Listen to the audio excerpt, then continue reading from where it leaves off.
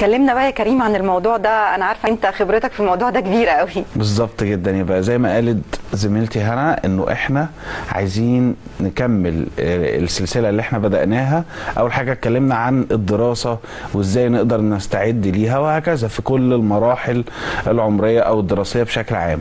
فاحنا بقى النهارده عاوزين نتكلم طب بعد الدراسه ايه، والاحتكاك بسوق العمل بيبقى عامل ازاي، وازاي نقدر نشتغل، او ازاي نقدر نشتغل يعني في سلام وامان، في جو كويس، من غير ما نتعرض او نعرض نفسنا لاي مشاكل قد تخسرنا الشغلانه دي، او ان احنا نخسر ناس معينه او حاجه زي دي. طبعا احنا عارفين ان كلكم مريتوا بقصص كتير في النقطه دي، وكل واحد كانت بدايته بقصه. ده طبيعي جدا، يا اما طبعا كانت قصه كويسه او قصه يعني فيها مشاكل كتير. والطبيعي جدا على فكره عشان تبقوا فاهمين انه لازم في البدايه بيبقى في مشاكل. هو لازم، هي بتبقى اعتقد تبقى منافسه، بس هي بتقلب غيره بقى. المنافسه دي ان كل واحد، انا بشوف ان المنافسه ان انا احاول اطور من نفسي، حتى لو زمايلي يعني متقدمين عني في حاجه، بس انا عايزه اكون زيهم وعايزه اكون احسن. بس لازم افكر انه لنفسي، ما افضلش بقى ابص على اللي حواليا واللي جنبي. هي المشكله بتظهر امتى؟ لما اللي زميلي او زميلتي في الشغل هم اللي بيبتدوا يبصوا لي كده. ممكن انا اكون ببص لنفسي وبطور من نفسي وعايز اوصل لهدف معين، يجي غيري يعطلني.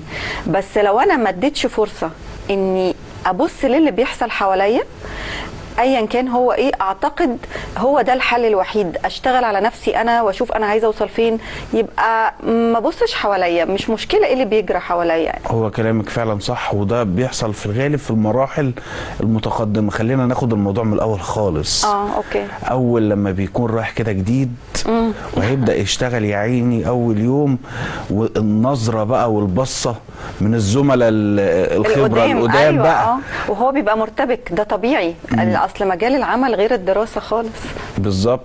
فطبعا فالناس اللي حواليك بقى دي لو ما قدرتش تكسبها كده يعني في اول دقايق، مش في اول يوم كمان. يعني خلي بالك هو بيبقى مستني منك الانطباع الاول. خلاص هو انت يا اما حبيبي يا اما عدوي، وده بقى هيستمر معاك مدى الحياه بقى. بس ليه يا كريم؟ ليه لازم انا ابقى بفكر اكسب اللي حواليا بس؟ يعني ليه؟ لان هو برضو يعني هو الموظف للاسف بيبص بمنظور ان انت هم جايبينك ليه يعني، وجايبينك يبقى ممكن يمشوني او يستغنوا عني في اي وقت. ليه برضو؟ ما انا طول ما انا بشتغل وبثبت وجودي ويعني ليا مكان هنا، طب انا قلقان من ايه؟ مش عارفه ليه برضو بيفكروا كده بجد. ما هو بقى هنا في مشكله فعلا، ان انت كحد خبره او قديم لازم تفضل تطور من نفسك. هو ليه بيجيب الجديد او بيستعين بالشخص الجديد؟ لانه مواكب للعصر الحديث اللي احنا بنعيش فيه، وللتطورات اللي بتحصل وللعلم الحديث. بالظبط. فلازم انا كمان اطور. صح بالظبط. انت لو طورت اصبحت انت جمعت ما بين اتنين، الخبره والتطور اللي حاصل. في حاجه كمان فدي مشكله بلاحظها في الادارات، يعني بداوا عشان طبعا يقللوا عماله، فممكن شخص واحد عايزينه يعمل كل حاجه. طبعا انا بشوف انه مش صح. حتى لو انا مش قادر ان انا عايزه اقلل موظفين او عماله، طب انت ضغطت على شخص واحد فمش هيديلك زي ما كان بيدي الاول، انت حملته حاجات زياده. طب ما الافضل يبقى انا الناس تشتغل والعدد يزيد عشان الناس تلاقي فرص عمل، وكل واحد يبقى عنده حاجه يعني دي تخصصه بيشتغل فيها، ما تحملش حد حاجات كتير. هو بيعتبر ان الشخص ده جوكر. انا النهارده محتاج مثلا شخص هيشتغل وليكن اعمال مكتبيه، شخص حسابات يبقى برضو شاطر في الحسابات، شخص ليه علاقه بالتسويق، شخص ليه مش عارف ليه علاقه بايه. فهو لما بيجي له ده بيبقى جوهر طبعا جوكر. ليه بقى؟ لان بالنسبه للشركه طبعا هو هيدفع مرتب شخص واحد، وحتى ان زود له شويه هيبقى مرتب شخص ونص. انت عارف انا بحس ان الاعمال اللي بقت اونلاين بصراحه ده وقتها. طبعا يعني ده وقتها.